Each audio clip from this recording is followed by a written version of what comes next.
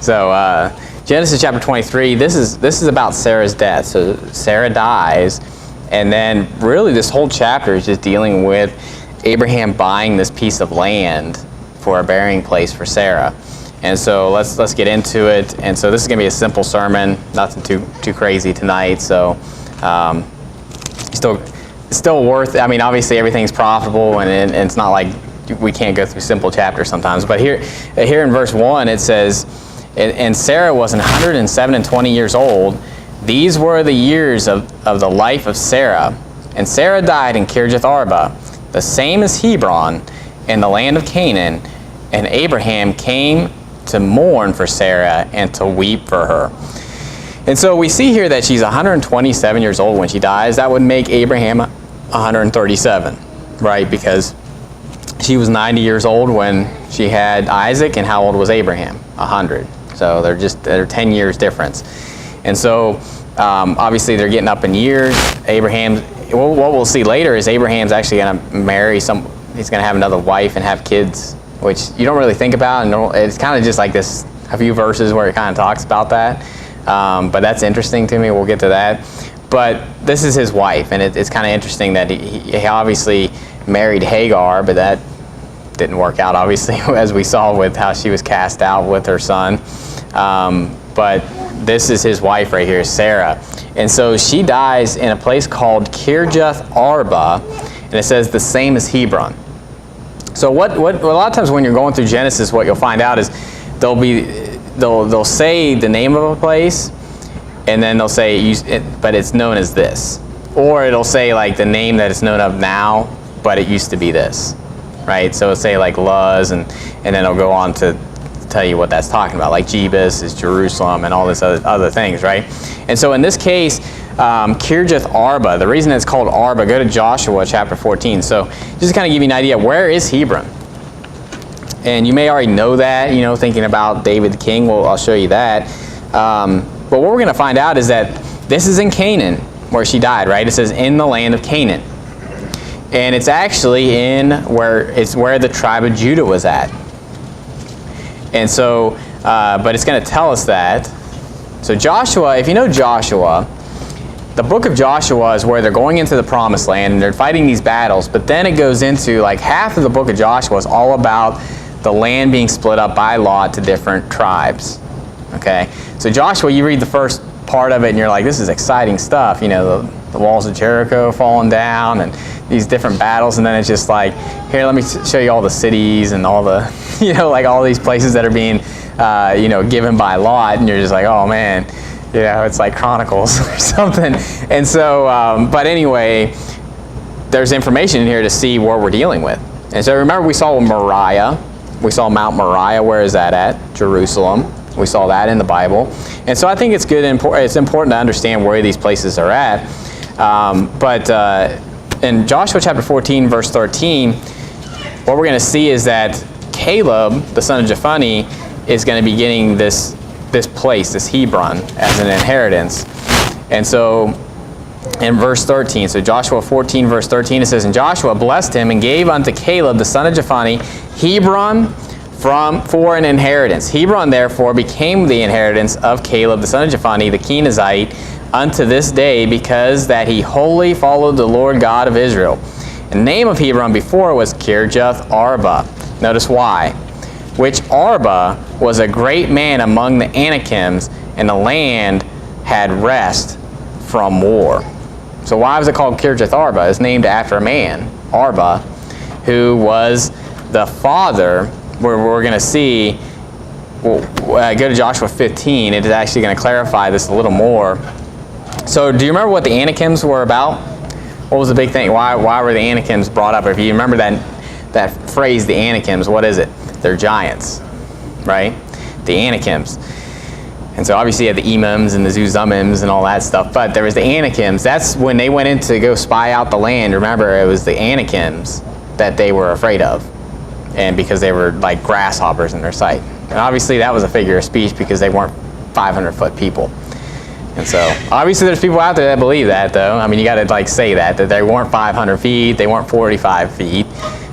They were giants in the fact that if you think of Goliath was a giant. and he was, 9 feet tall or so, close to 10 feet, which is still huge, right? I mean, even today, today in our standards, that would be tall, right? And so, with Joshua 15 verse 13, notice what it says. Joshua 15 verse 13, it says, "And unto Caleb the son of Jephunneh he gave a part among the children of Judah." So do you see that? Now what's interesting about Caleb is that he wasn't naturally born into Judah. And so that's why I keep saying that the Kenizzite. And it says that he was given a part of the children of Judah. And it says, "According to the commandment of the Lord to Joshua, even the city of Arba, the father of..." That's why it was called Kirjath Arba. And that's what you'll see a lot of times. These different cities were named after him. You think of Samaria was named after Shechem or whatever, and so like the mountain of Samaria was named after the person Shechem or whatever. And so there was different names. Obviously, that's how they got their names. But that's interesting. But it shows us where is this place at? It's in Judah. Now, if you don't believe that, you'll believe the fact where did David reign for 7.5 years? Or where he reigned in Jerusalem and Hebron. So we know that's in Judah. And go to 2 Samuel chapter 2 and verse 11. 2 Samuel chapter 2 and verse 11.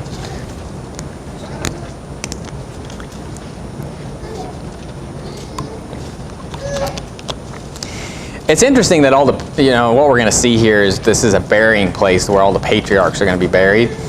That it's in Judah, and Judah is the line in which Christ came through. I don't think there's any coincidence that's the case, and that Jerusalem is in Judah and all this stuff, as far as the southern kingdom of Judah and how that works out.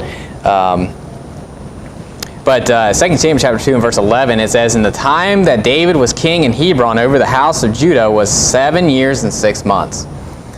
So it was in Judah. Hebron's in Judah, and eventually he was up in Jerusalem, once the whole thing with Ishbosheth and all that stuff was taken care of. Then he reigned at 33 years up there. And so 40 years altogether. And obviously when it says 40 years, it's not necessarily to the T. Because in some places like this, it'll say 7.5 years, and some places it'll just say 7 years. So sometimes it's a little more specific than others, but that shows you that when it says 7 years, it's not necessarily to the T. Because in other places it says 7.5. Anyway, that has nothing to do with the sermon. But what I'm saying there is that it does show us where Hebron's at. And so there's another thing that we see here in verse 2 where it says that Abraham came to mourn for Sarah and to weep for her. So in Genesis 23 and verse 2. And I don't want you to you got to think about what Abraham's going through and mourning, and realize that there is a time to mourn and a time to weep. And I know, especially if you're dealing with saved people that die, you get into that mode, well, I shouldn't be sorry or I shouldn't be sad. And, sometimes people take it too far, where it's almost like you feel bad for being sad, or you feel bad for, sorrowing over something. But the Bible is very clear that there is a time to do that. In Ecclesiastes chapter 3, it's interesting because it says if you want to go to Ecclesiastes chapter 3 and verse 4, obviously, this talks about all these different, times and seasons for every purpose under the sun. But in Genesis 23 verse 2, it says that he mourned for Sarah and he wept for her. And it's interesting that in this list, it covers weeping and mourning. And so, to me, that shows that there's a big emphasis on that. So in Ecclesiastes chapter 3 and verse 4, it says, a time to weep and a time to laugh, a time to mourn and a time to dance.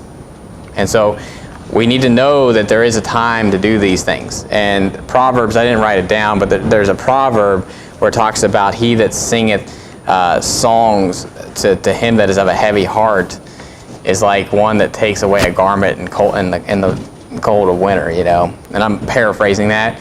But it's kind of like if someone's really sad and you're just like singing some like happy song, oh, happy day, like you're singing some like happy song to them, they're going to just it's not going to go over well. And that's not what you're supposed to do.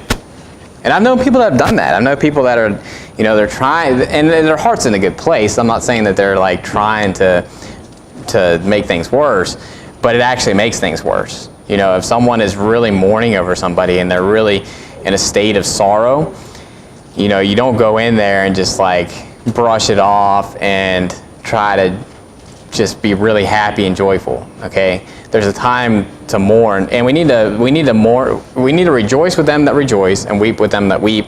And Romans chapter 12 says that. Romans chapter 12 verse 15, it says, rejoice with them that do rejoice and weep with them that weep.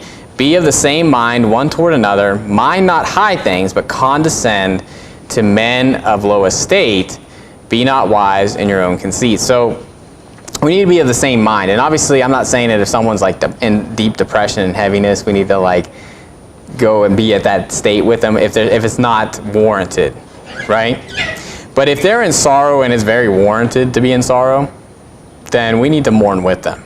We need to be there with them in that. And obviously, we try to lift them up. We try to get them, but you don't just go up to them and just, I don't know. It's not, you just can't go up to them and just expect them to just jump out of it like that.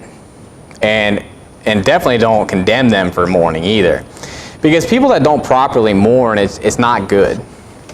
Sometimes you need to let that stuff out. You need to deal with that grief, because if you hold it in, it's not good. Okay, and I believe the Bible's teaching that, is that there is a time to weep, there is a time to mourn, and so we need to remember that.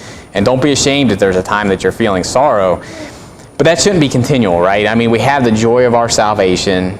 The fruit of the Spirit is joy, right? That's one of the fruits that it mentions, and so deep down, even in those times of sorrow, there should be that joy of salvation. But it doesn't mean that that's always going to be just bright and shining over anything that you're going through. So, but going on here, really this whole chapter is just about the fact that Sarah dies and he's trying to find a place to bury her. So he's sojourning here, and this really shows us that he doesn't have any possession. There's nowhere, like he has nowhere to bury her, so he's pretty much just renting the land, so to speak. And he has all kinds of cattle and goods and all this stuff, but he's just a sojourner. And, the Bible talks about how Abraham, God didn't give him any possession. And if you think about it, in this passage, God didn't give him this possession. He bought it with money. So that doesn't happen until later. It doesn't happen until Moses, brings him out of Egypt, and then Joshua brings him into the land. And God gives him that possession that he promised. But let's read this passage here. And I know we just read it. But starting there in verse 3, it says, and Abraham stood up from before his dead, and spake unto the sons of Heth, saying, I am a stranger and a sojourner with you. Give me a possession of a burying place with you, that I may bury my dead out of my sight. And the children of Heth answered Abraham, saying unto him, Hear us, my lord, thou art a mighty prince among us. In the choice of our sepulchres bury thy dead. None of us shall withhold from thee his sepulchre, but that thou mayest bury thy dead.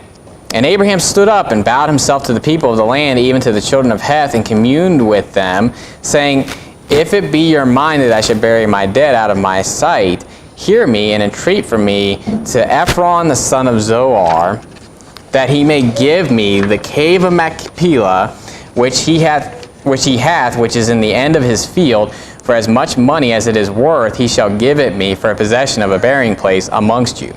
So what we see here is that basically he's saying, I need a place to bury my dead. And they said, you basically could pick any sepulcher that you want. And so, he's in very good rapport as far as the people that he's living around, obviously. For them to say that. Like, whatever sepulcher you want, we won't hinder you, bury your dead. But he doesn't want to just borrow someone's tomb, and he doesn't want to just, basically put his wife in someone else's tomb. And so, and if you know sepulchers, obviously that's what Jesus put in. So we're not talking about digging a hole and putting him in the hole. This is where they'd have something like in a rock or something, and you would walk into it and put the body in there. It's still burying it, but it's different. It's not like you're digging a hole and then putting a tombstone on it. So, but basically what he's saying here is, I don't want to just borrow. I don't want to just, put my wife in someone else's sepulcher. And he's saying that he's wanting a burying place, and he's calling for this Ephron. And it says in verse 10, Ephron dwelt among the children of Heth, and Ephron the Hittite answered Abraham in the audience of the children of Heth, even of all that went in at the gate of his city, saying, Nay, my Lord, hear me. The field give I thee, and the cave that is therein I give it thee.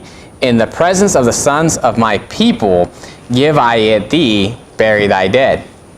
So now Ephron's coming up because he kind of invoked Ephron. He's like, I want to talk to Ephron, And Ephron's like, hey, I'll just give it to you. Because he's wanting this cave of Machpelah and the field that's associated with it. And Ephron's just like, hey, it's yours.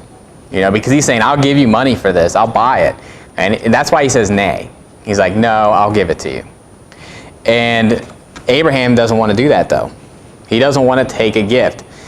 And, it reminds me of remember when David, when he numbered the people, and then the destroyer was there to, with his sword drawn, and he was, or the angel of the Lord, I believe.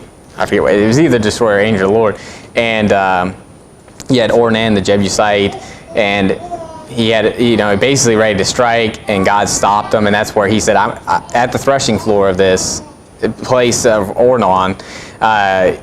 He went up to him and said, hey, I'm gonna pay for this place, to do sacrifice here. And that's where the house of God was built. That's where Solomon built the house of God later on. But you remember, he said, I'll give it to you, and I'll give you sacrifices too. And David's like, no way, I'm not gonna give sacrifice unto the Lord that it cost me nothing. Okay. And so Abraham, it's kind of like that a little bit here, where he's saying, no, I don't want you to just give it to me. I want to pay you for it. Okay? And think about this. If you think about with Sodom and Gomorrah, or Sodom, remember when he saved the kings of Sodom and Gomorrah, and they wanted to give him all kinds of goods and everything, and he said, no, lest you say that Abraham was made rich by the kings of Sodom and Gomorrah and stuff. So I believe that's the same kind of thing that's applying here, is he doesn't want handouts. He doesn't want anybody to say, hey, I gave you this, and it's kind of like a way of staying independent from people, to where you don't owe them anything. And even though it would be a gift, there's still like, in the sight of men anyway, obviously with God, we don't owe him anything if he gives us a gift. But in the sight of men, usually if you give a gift, there's like this idea of like, you owe me one kind of thing. And Abraham's kind of, no, I'm paying you for it. Whatever it's worth, I'll give you that. And that's where he's coming back to him here. And notice in verse 12, and Abraham bowed down himself before the people of the land, and he spake unto Ephron in the audience of the people of the land, saying, But if thou wilt give it, I pray thee, hear me. I will give thee money for the field. Take it of me, and I will bury my dead there. And Ephron answered Abraham, saying unto him, My Lord, hearken unto me. The land is worth 400 shekels of silver. What is that betwixt me and thee? Bury therefore thy dead. So you can see Ephron, it seems like he's got a good spirit about this. He's basically saying, it's worth 400 shekels of silver, but what's that between us? So he's still like you could tell like he's not wanting the money, for the field. He's just wanting to give it to him. But Abraham's like, no. And notice Abraham, he's like, here you go. And he's like going to shell it out. Because in verse 15 it says, My Lord, hearken unto me. The land is worth in verse 16. And Abraham hearkened unto Ephron, and Abraham weighed to Ephron the silver which he had named in the audience of the sons of Heth, 400 shekels of silver, current money with the merchant, and the field of Ephron, which was in Machpelah, which was before Mamre, in the field, and the cave which was therein, and all the trees that were in the field, that were in all the borders round about, were made sure unto Abraham for a possession in the presence of the children of Heth, before all that went in at the gate of his city. And after this Abraham buried Sarah his wife in the cave of the field of Machpelah before Mamre, the same as Hebron, in the land of Canaan. And the field and the cave that is therein were made sure unto Abraham for a possession of a burying place by the sons of Heth. Now what's interesting about this is that this is going to be coming up later on, because Abraham's going to be buried there. Isaac's going to be buried there. Jacob's going to be buried there. And all their wives are going to be buried there. Except for Rachel. She was buried by a tree. But that's just because I think they were not there when that happened. So, But go to Genesis 49, you'll see that.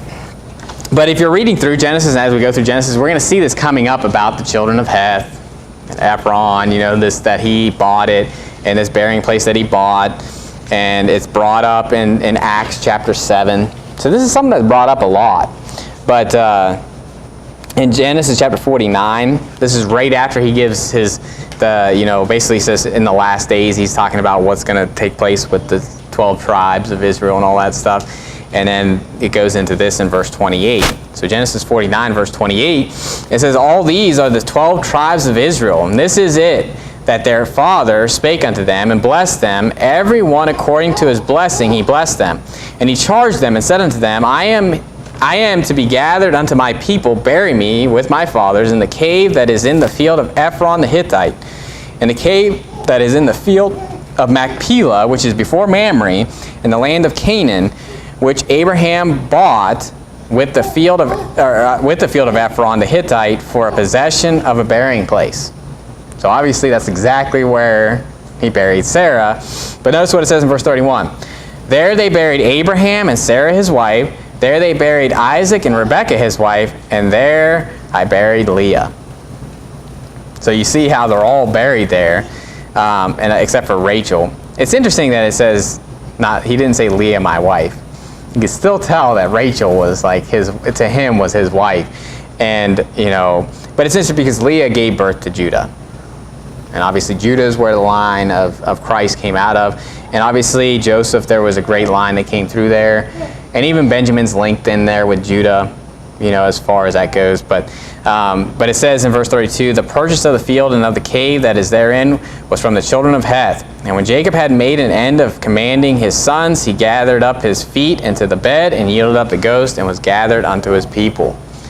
And so this is a very important thing. This is a very important place, when it comes to all the patriarchs. And it goes all the way to Genesis. And in Acts chapter 7, it talks about it. So anytime anything's brought up in the New Testament, it's probably an important place, okay? And Acts chapter 7 and verse 15, obviously this is the sermon of Stephen. He was full of the Holy Ghost and he was ripping face. He was actually just giving a historical outline of the Bible, and then he ripped face. At the end of it, he just started ripping their face off.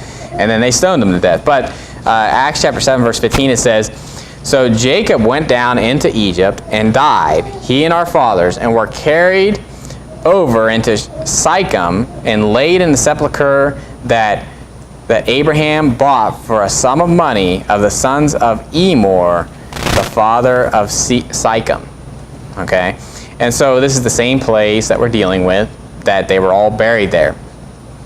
Now, I believe Joseph was actually buried there. Now go back to Genesis chapter 50. Genesis chapter 50.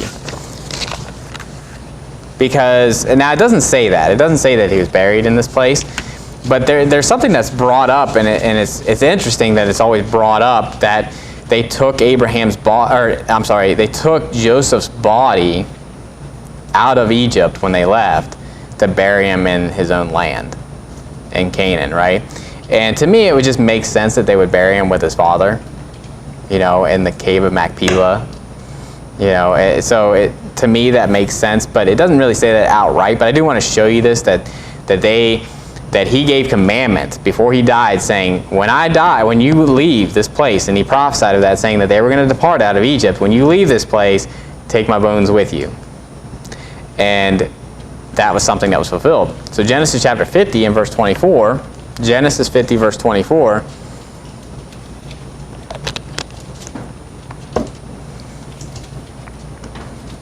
Genesis 50 and verse 24, it says, and Joseph said unto his brethren, I die, and God will surely visit you, and bring you out of this land unto the land which he sware to Abraham, to Isaac, and to Jacob. And Joseph took an oath of the children of Israel, saying, God will surely visit you, and ye shall carry up my bones from hence. So Joseph died, being 110 years old, and they embalmed him, and he was put in a coffin in Egypt. So we see here that he was put in a coffin in Egypt when he died, but he said, ye shall carry up my bones from hence when you're taken out of here. We'll go to Exodus chapter 13, because this is where it takes place. Exodus 13 and verse 19. while you're reading that, in Hebrews chapter 11, the one thing that's said about Joseph in Hebrews in the Hall of Faith is this.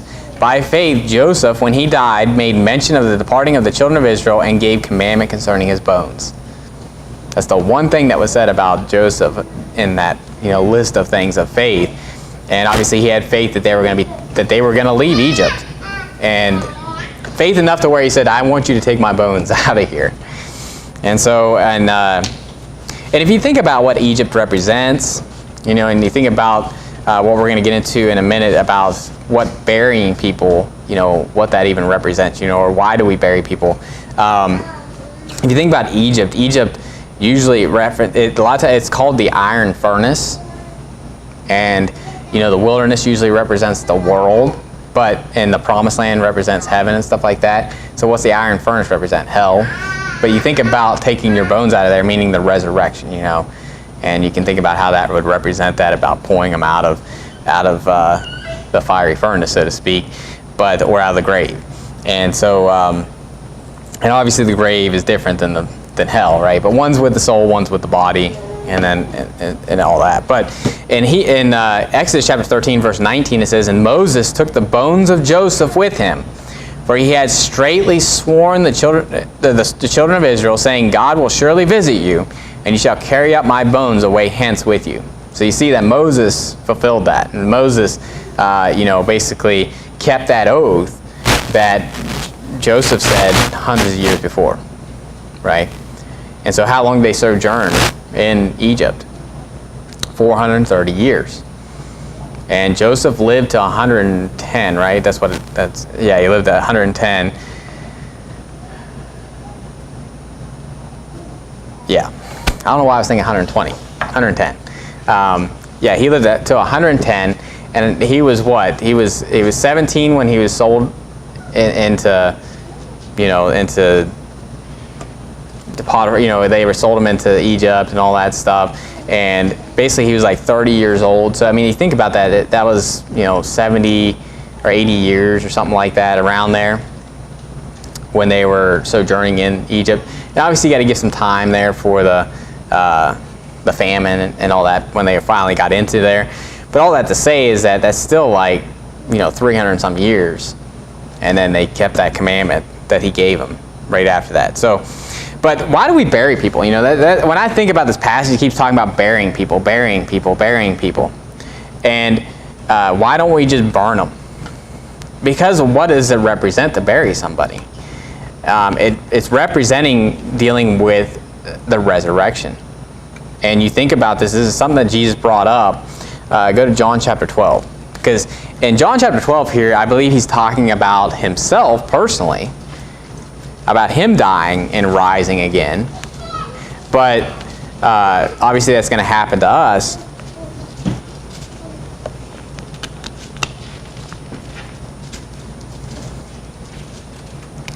Notice what he said, and he's relating this to plants, or to corn. John chapter 12, verse 23, it says, "And Jesus answered them, saying, The hour is come, and that the Son of Man should be glorified. Verily, verily, I say unto you, except a corn of wheat fall into the ground and die, it abideth alone. But if it die, it bringeth forth much fruit." Now he's talking about himself, because if he doesn't die, then he's going to be alone, right? Because he's God, and he'll always be. But he can't bring many sons unto glory, as it talks about, through his sufferings, if he doesn't die. And so, obviously, his death, burial, and resurrection is what causes any of us to be begotten from the dead, and any of us to rise from the dead, or any of us to be saved. And so, but notice it likens it unto the corn of wheat falling into the ground and dying. So you think of like putting a seed in the ground, it dies, but then it brings forth a plant, and that brings forth much fruit. Right? And so what do you do when you bury somebody in the ground? You're planting them, so to speak, in the ground, and eventually that seed is going to rise. And you say, well, that's weird. Well, that's what the Bible teaches here. And that's, why do we bury people? Why don't we just burn everybody? And here's the thing, if someone was burned, if they burn my body after I die, I can't control that, right? So I'm not saying that like someone's burned, they're not going to have a resurrected body, you know. I'm not saying that at all, right? Because people die and you never find their body sometimes, or they get it disintegrated or whatever, right? So I'm not saying anything like that, but what I'm saying is we do it for a reason, right? We bury people for a reason. It's not just to be morbid or anything like that. It's just the fact that that's what this represents. Why? And the thing is, most heathen cultures and religions, they burn bodies. And so it's a heathen practice to burn bodies. Unless you were in a case where a whole bunch of people were dying and then you had to get rid of those bodies so you don't have disease. You know, that's obviously a life and death situation where you're dealing with that. Then you need to be burying them. Okay? And that's why we do that. That's why it would be a Christian thing to do, to bury a body. Okay? And so, but go to 1 Corinthians chapter 15. 1 Corinthians chapter 15. Like I said, this is a short sermon because this is really just about burying Sarah and the fact that he bought this land to do that. But I just want to show you, why do we bury people? What does that represent? It represents the resurrection. It represents how you die, but then you rise from the dead. And so that's why we bury people. And you think about David, it talks about David, how his sepulcher is with us unto this day, but he has not ascended into heaven, right? And so it's that picture of sowing the natural body and you're going to be reaping the spiritual body. And so in 1 Corinthians chapter 15, verse 35, notice what it says. It says, "But some man will say, how are the dead raised up? And with what body do they come? Thou fool, that which thou sowest is not quickened except it die." Sound familiar? With the corn of wheat. "And that which thou sowest not that body that shall be, but bare grain." Sound familiar? It made chance of wheat or of some other grain. "But God giveth it a body as it hath pleased him, and to every seed his own body." So that's why we bury people, because it represents this sowing of the seed, so to speak. And you can think of your body as a seed, a corruptible seed, but it's not going to, when you think about the difference between the seed that goes in the ground and what it produces, right? And that's what a picture of. And you think of, that heaven's like a grain of mustard seed. But then after it's grown, it's the largest among herbs, right? And birds make their lodge or make their nests in it, right? And so that's what the picture, and that gives you an idea of the difference between your body and the spiritual body, right?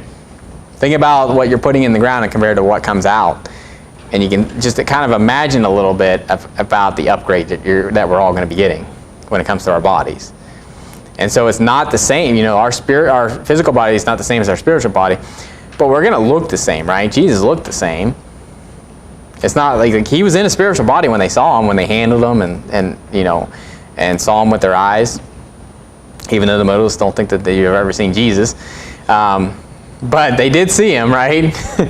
And the fact is that, he still looked the same. And I believe Moses and Elijah looked the same, and they weren't even in spiritual bodies. You think of people that are in heaven now.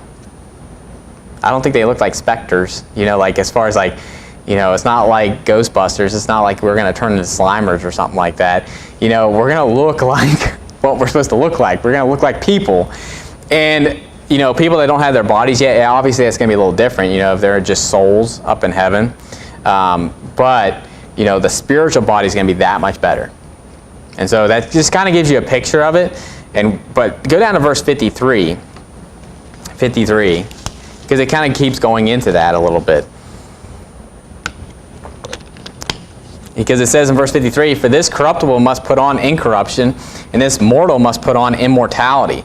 So when this corruptible shall have put on incorruption, and this mortal shall have put on immortality, then shall be brought to pass the saying that is written, Death is swallowed up in victory.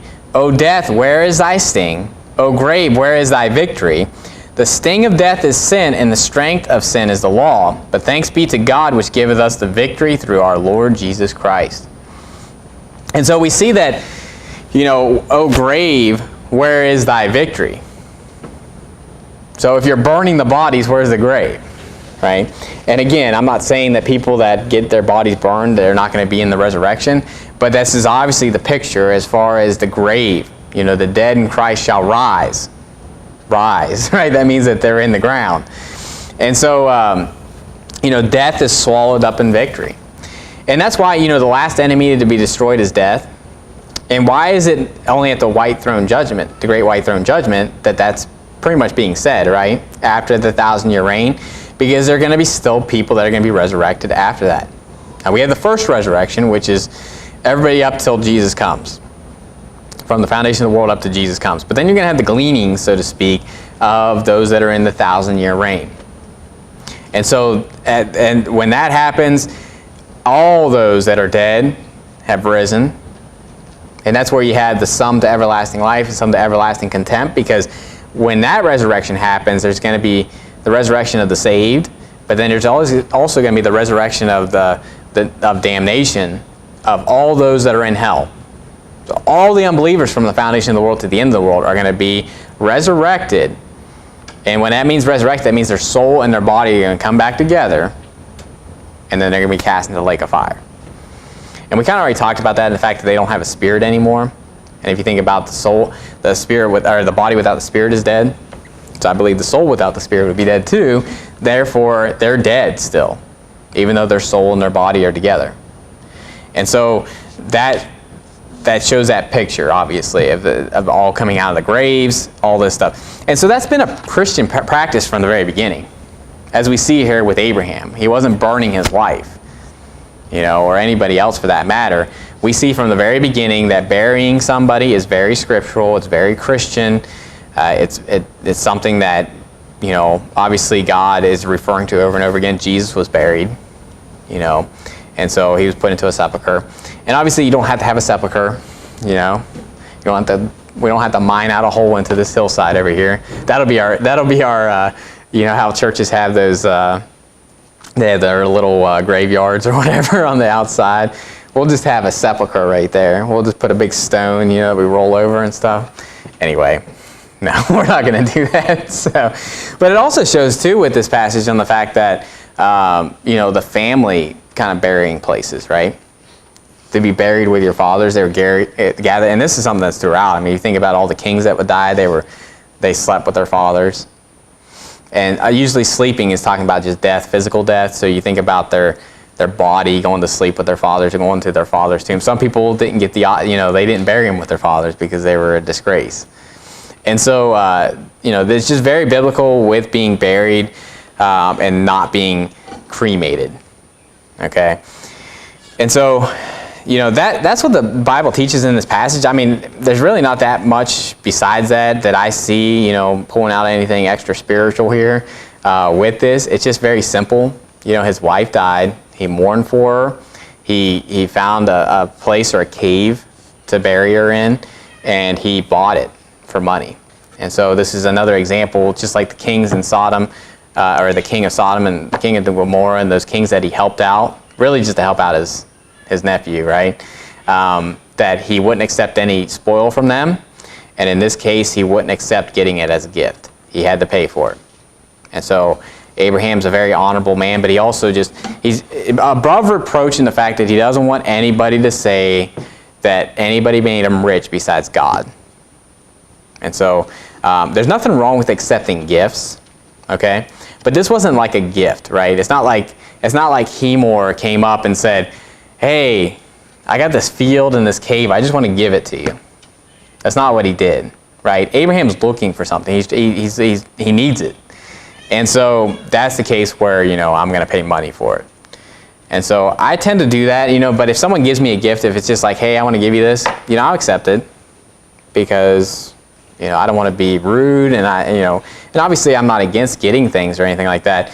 But, you know, if I said I need to do this, or, you know, sometimes people will be really nice and they'll help out. I know people that would work on cars that are really nice and they're like, oh, you know, don't worry about it. Like, no, I want to pay you. You know, the laborer is worthy of his hire, right? You did me a service, I want to pay you, you know, because you're worthy of that. And I don't, you know, you don't want to get into that mentality where you just take handouts all the time. And I'm not against, okay, I'm not saying that's wrong or sinful, but I personally like to pay for what labor someone gives me.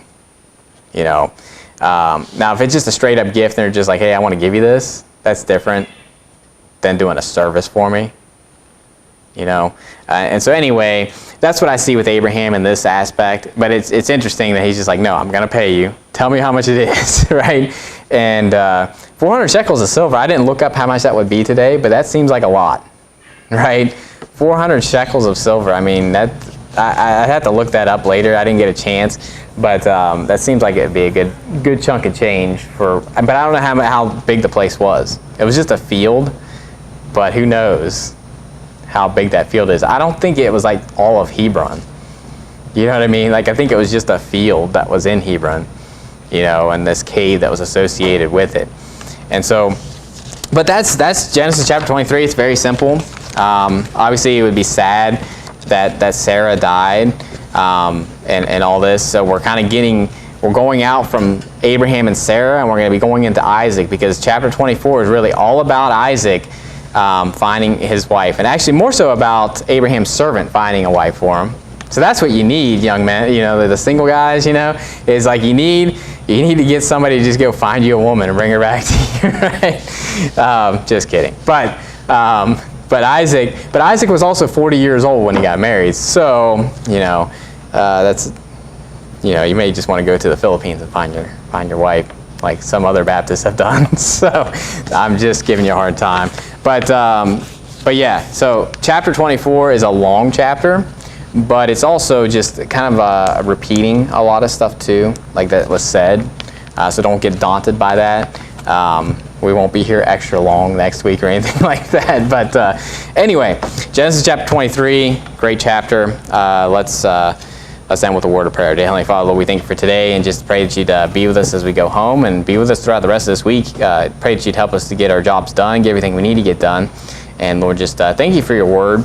And even just a passage like this, very simple, but Lord, just a truth of understanding why we bury people. Why don't we do cremation or anything like that, to see the biblical aspects of just little things like that in our lives, and to know that we're doing what you want us to do. And Lord, we love you and pray also in Jesus Christ's name. Amen.